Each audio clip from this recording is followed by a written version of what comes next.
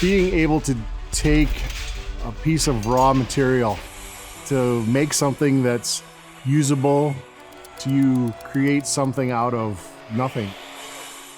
It's satisfying when you can point at something out in the real world and say, hey, I had a hand in making that. My name is Robb Loomis. I'm an application engineer at Quality Tool in Brookings, South Dakota. I started in this industry fresh out of school at Lake Area. I went from, basically your very entry-level worker all the way, to management, and now in this position, more of a support level to help move our business forward. We get tasked with trying to make things better. That's what drives us.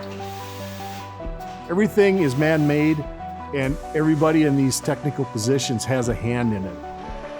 Most jobs in the technical industries, you're in a pay scale that, hey, maybe that's a little extra money for a little fun vacation for you and the family, or you and your buddies, or whatever that might be. Having the ability to have fun in your spare time that's been key for me. Everywhere in the world needs technical positions.